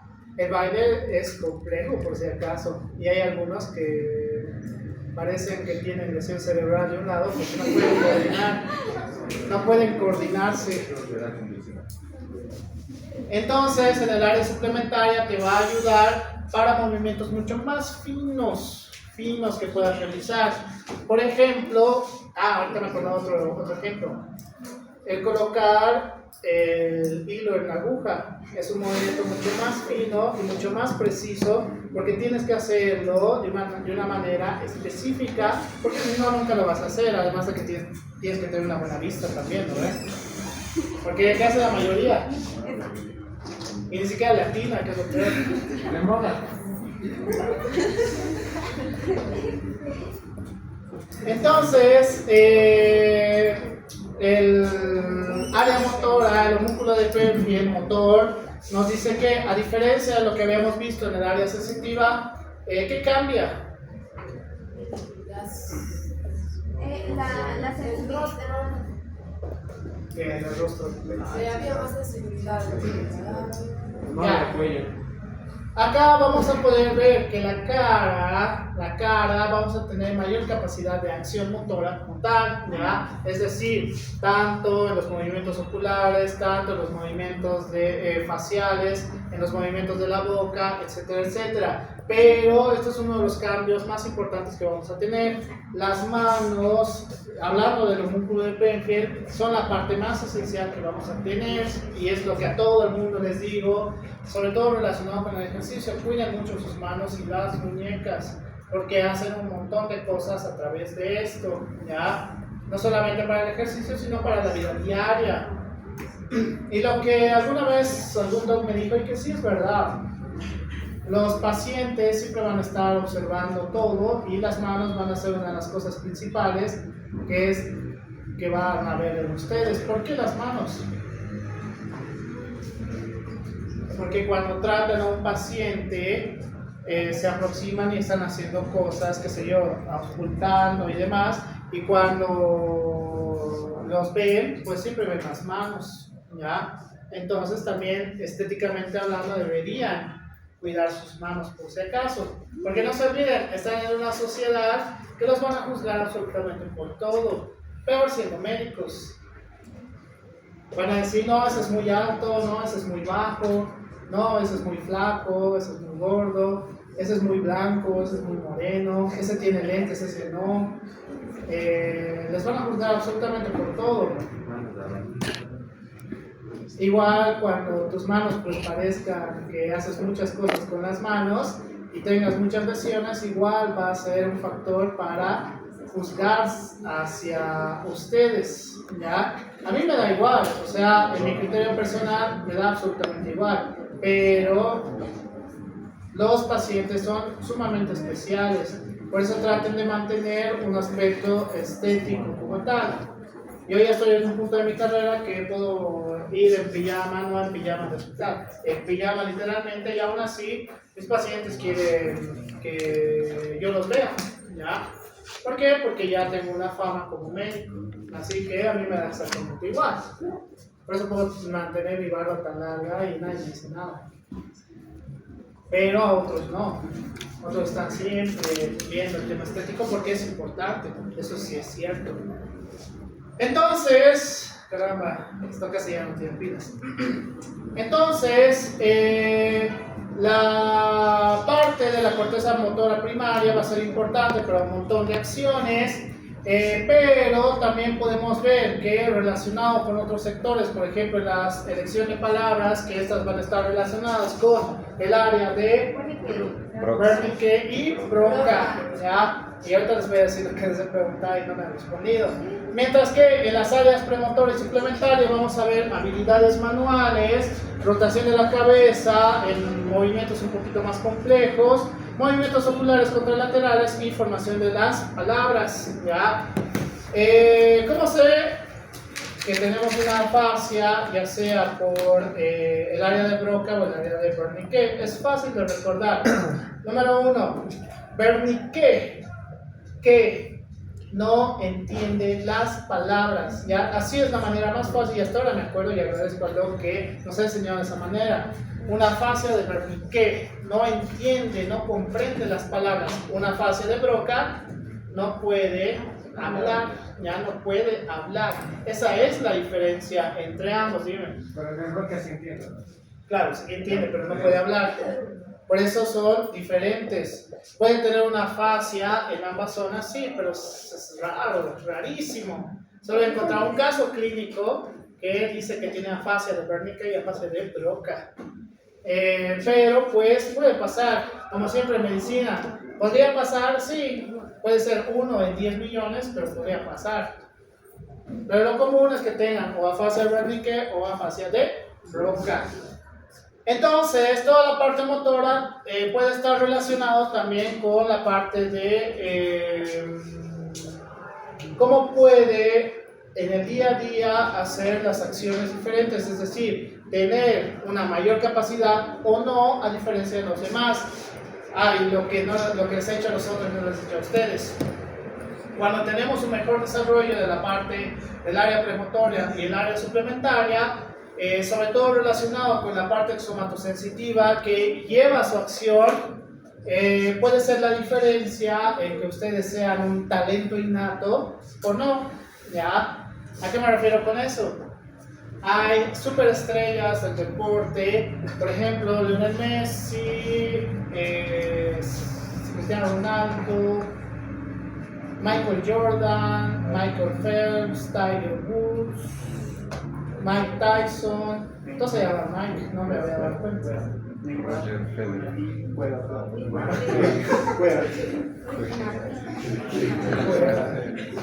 Para tomar estoy seguro que sí, pero para deporte no sé.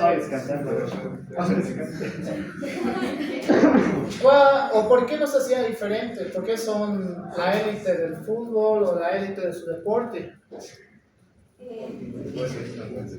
No. Messi a veces ni entrenaba, Ronaldinho mucho menos. Mike Tyson, ni qué decir, tenía tantas drogas en su cuerpo y aún así podía entrenar y pelear como si nada. No, esa no es la clave. Sino que hay personas en las cuales desde el nacimiento, desde un aspecto genético, tienen un don, ¿ya? En la cual la sinapsis de la parte sensitiva hacia la parte motora es tan rápida y es tan intensa. Por ejemplo, Messi puede hacer movimientos en las cuales a todos acá nos puede dejar en el piso, CR7 igual, o Michael Jordan igual, o Mike Tyson puede darnos 5 golpes antes de que tengan conciencia en qué parte de su cuerpo los ha golpeado, y eso es debido a la sinapsis tan peculiar que tienen estas personas. A pesar de que en algunos ejemplos son totalmente irresponsables con su cuerpo, aún así siguen siendo élite.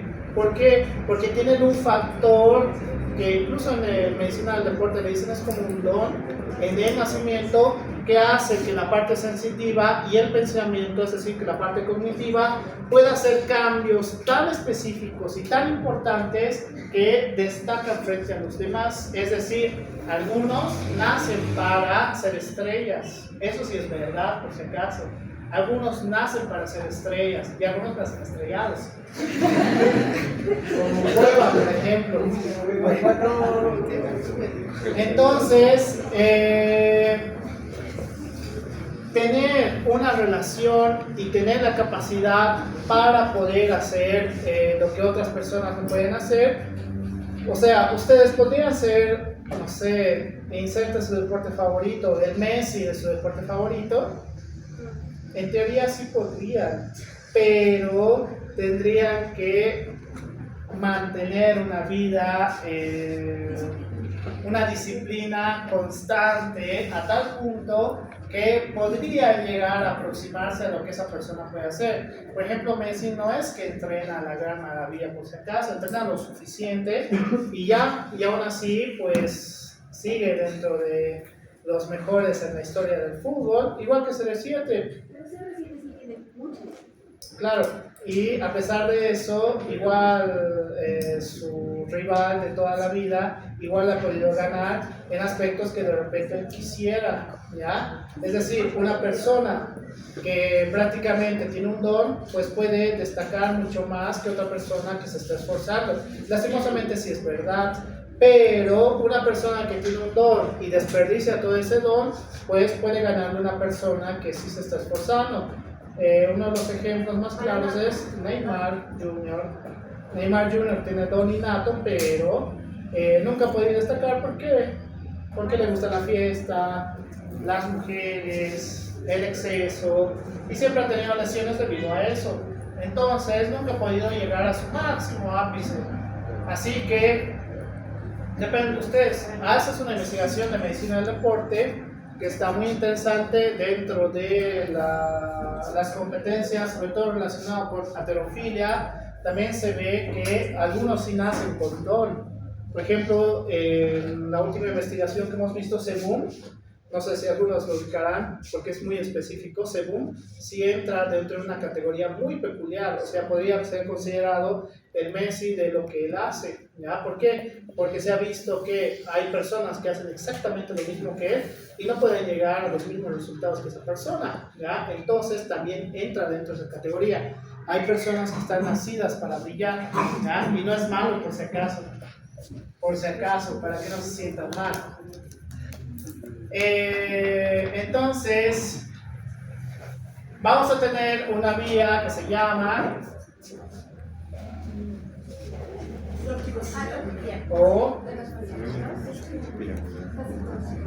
vía corticoespinal o bien, o la vía piramidal, ya, la vía piramidal o corticoespinal. Entonces, para poder hacer todas estas acciones es importante recordar que vamos a tener los fascículos corticoespinal lateral y los fascículos corticoespinal ventral, que estos van a ir en ascenso hasta llegar a la zona cortical, en las cuales vamos a ver que va a haber un punto, sobre todo en el brazo posterior de la cápsula interna, que van a empezar a distribuirse hacia diferentes partes de la corteza motora, ya sea la corteza motora primaria, la corteza premotora y la corteza motora suplementaria, ¿ya? Entonces, toda esta vía va a ser importante porque puede ser que no tengamos una lesión a nivel de la corteza, sino que tengamos una lesión en la vía piramidal, ¿ya? Y entonces a partir de esto tengamos dificultad para poder hacer otras acciones, pero todo se encuentra íntegro en la parte cortical, ¿ya? Eso es lo importante de la vía piramidal, que si bien esto va a tener fibras mucho más rápidas como tal, aunque hay en algunas zonas que tienen fibras tipo C, pues es importante poder recordar cómo funciona la vía piramidal, ¿ya? ¿Pregunta? No.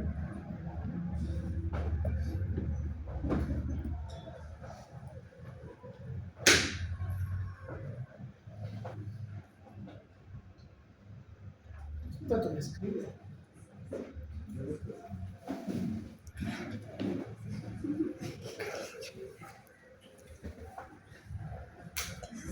Es que estábamos en auditoría. Yo ya dije que el 103 es el peor de los 4. Pero es la verdad. No conozco a los otros para que No, sí los conozco. Tuve 2 paralelos el anterior semestre. Por eso algunos de ustedes los conocía, pero irónicamente me tocó la mayoría que no conozco. Porque la mayoría no lo conocían, ¿verdad? Solamente decían que era malo y ya. Que era un desgraciado. ¿Cómo funciona el estímulo y cómo podríamos tener una regulación del estímulo? Porque a diferencia de la parte sensitiva, necesitamos una regulación del estímulo. ¿A qué nos vamos a referir con regulación del estímulo? una activación y No tanto así. Regulación del estímulo. Que no sea tan fuerte como para sobreexcitar a la Sobreexcitar. Que no sea tan fuerte en la cual pueda hacer movimientos inadecuados. Por ejemplo, ¿cómo saben la fuerza que tienen que hacer para saludar a alguien? ¿Cómo saben? Para dar la mano, ¿cómo saben? ¿Cómo estás consciente de eso? ¿Cómo están conscientes con la fuerza que tienen que saludar o dar la mano a alguien? le conviene a la No, porque a su enemigo lo van a saludar así. ¿Cómo saben? Justamente vamos a tener lugares de regulación, principalmente el cerebelo, pero que también en conexión con el núcleo rojo y los ganglios basales, estos van a ser encargados de hacer una regulación motora, ¿ya? En las cuales, por ejemplo, y este es el ejemplo que siempre me hace reír, hay algunas personas que supongo que su cerebelo no funciona bien o no les han enseñado, corren haciendo esto, pisan a tal intensidad que van a causarse lesiones en la planta del pie y lesiones a nivel de los cruzados, ¿ya? Y ¿esto qué significaría? Que no les han enseñado a realizar a correr de manera adecuada. O si vemos desde el punto de vista de neurofisiología, ¿qué podría ser? Alteraciones en los lugares de regulación, ya sea a nivel de los ganglios basales o ya sea a nivel del cerebelo, ¿ya? Por el cual, supongamos que el estímulo llega desde la parte sensitiva hacia la parte motora, entonces este va a llevar el estímulo, pero va a pasar a través de estos reguladores que van a ser a nivel del cerebelo, principalmente el núcleo interpósito y el núcleo dentado, y que a través del núcleo rojo también, sin llegar a la parte del cerebelo, podemos tener una regulación. Entonces, estos van a ir por la vía descendente a través de la función articular y el fascículo rubroespinal. ¿Para qué? Para tener su acción, ¿ya? Entonces, la regulación de los movimientos también tiene que ver mucho con la parte del cerebelo y tiene que ver mucho con la parte de los ganglios basales, lo que más o menos han explicado ayer, más o menos. ¡Qué bien! Alguno, no me acuerdo qué grupo tenía esta imagen, su medio imagen de esto. ¿Cómo funciona? ¿Cómo funciona?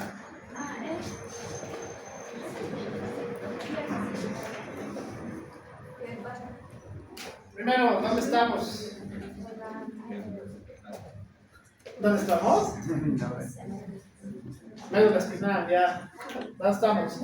Entonces, vamos a ver que acá también podemos tener un medio de regulación, a diferencia de lo anteriormente mencionado, que a través de las neuronas sensitivas y el fascículo propio espinal van a llegar a áreas, por ejemplo, el fascículo rubroespinal y el fascículo retículo espinal, en las cuales en estas zonas también podríamos tener zonas de inhibición, ¿ya? Es decir, a nivel de la columna vertebral o propiamente dicho de la médula espinal, también podemos tener zonas de inhibición, como anteriormente les había mostrado, ¿ya?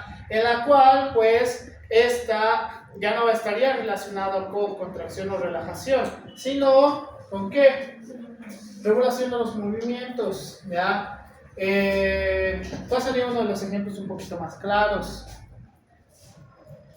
No voy a usar esto. Ah, ya me acuerdo por qué traje esto. ¿Cuál sería uno de los movimientos un poquito más claros? ¿Qué?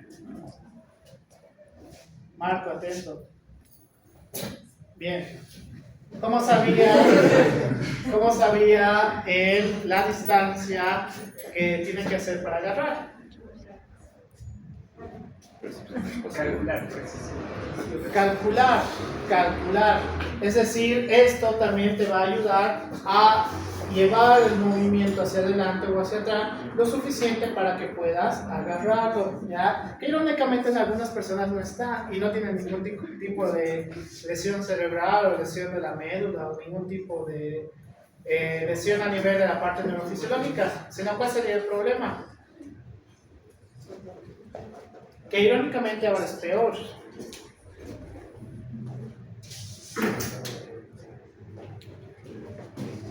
¿Cuál sería el gran problema? Que en algunos de ustedes estoy seguro que pasado. Un desarrollo motor en etapas pediátricas inadecuada. Es decir, que cuando tenía su etapa pediátrica desde los 5 años hasta los 15 años, no ha podido desarrollar la parte motora de una manera adecuada. ¿Y cómo podría desarrollar la parte motora de una manera adecuada? Hay una materia específica en el colegio, bien, educación física. La educación física no solo es el momento del fútbol, por si acaso, ¿ya? Como están acostumbrados la gran mayoría, sino que esta debería desarrollar sus capacidades motoras.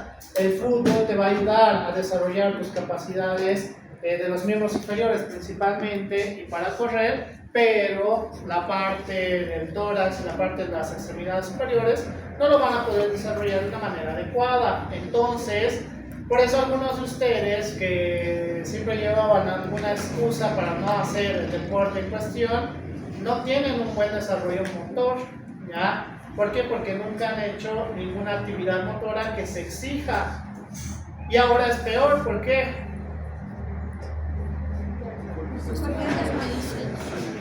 ¿Por qué?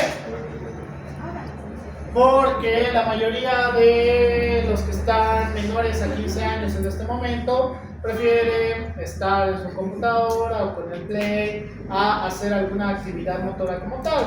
Que eso no es malo en teoría, pero hacia el futuro va a hacer que a mis próximos estudiantes en 5 años, oye, no falta mucho, en 5 años si yo nuevamente, Kevin, si nuevamente les digo que hagan esto, van a estirarse de más o van a hacerse ese trazo, directamente no van a poder calcular cómo agarrar un objeto, que esto sí representa un poquito más de dificultad, porque sí tienes que hacer un cálculo rápido, ya muy diferente a que haga esto, ¿no? Ahí no van a poder calcular nada, pero pueden hacer algo, ¿qué? Exacto, esquivar, pero hay algunos que se resignan porque no pueden esquivar y ¿qué hacen? Lo único que van a hacer por dejarse la cara y ya. Jamás los he agredido. Jamás. Aunque cuando yo era estudiante sí nos lanzábamos. Sí, o sea, ya nos pasa. Pero, qué bien, a lo que quería llegar. Para que entre a su examen. Dentro de los aspectos sensitivo-motores, los pares craneales van a ser sumamente esenciales para poder entender movimientos específicos a través de, y como podemos identificar, vamos a tener pares craneales. Esto es un recordatorio porque se supone que ustedes lo saben mucho mejor que yo. Vamos a tener pares craneales que van a ser netamente sensitivos y vamos a tener pares craneales que van a ser netamente motores, pero hay pares craneales que son mixtos, que estos van a ser sumamente importantes para poder entender otras funciones relacionadas con la parte cortical o relacionadas con la parte de la vía descendente, no se de la vía descendente, ¿ya? Entonces, dentro de su examen, también voy a incluir los pares craneales. No, tienen que saber sus funciones, sensitiva y motora.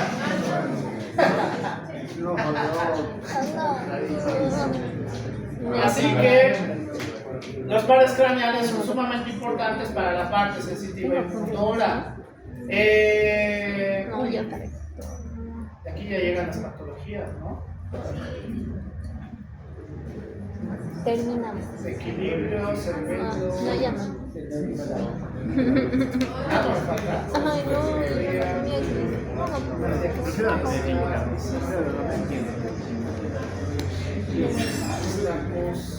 ¿para la anatomía clínica?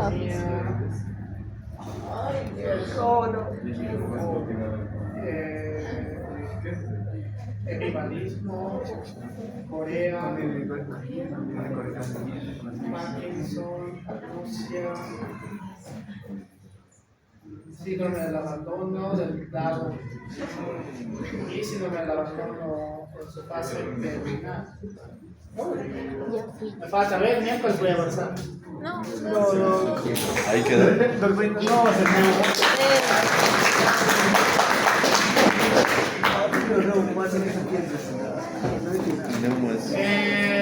El miércoles voy a avanzar, y eso más retraso.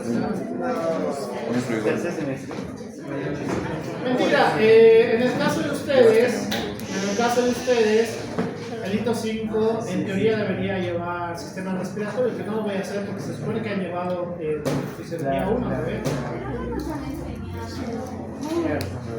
sí, repasa. Eso no es culpa mía. ¿Qué les he explicado de eso? 50-50.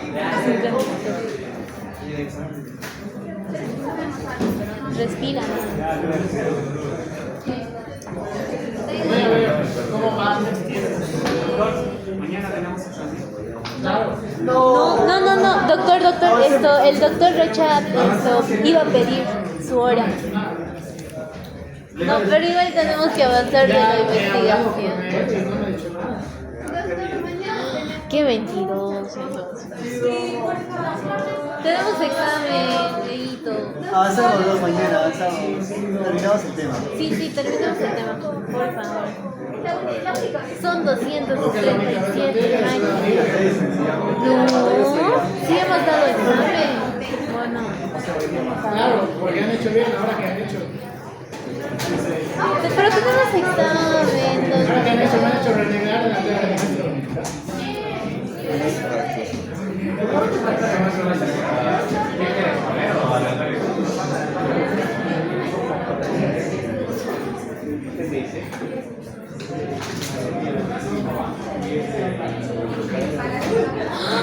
Política. Me ha ocurrido algo.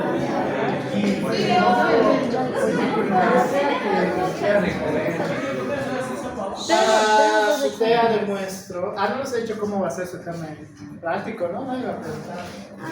Qué bien. ¿No iba a ser caso clínico? Para la última tarea de muestro, para que sea más complejo todavía, voy a escoger a los que en ese momento tengan de cada grupo solamente a 3. O sea, 2 van a exponer y 3 van a responder las preguntas de todos los docentes. ¿Ya? Y voy a escoger a los que las notas más bajas de cada grupo tengan. Así que van a depender de los demás.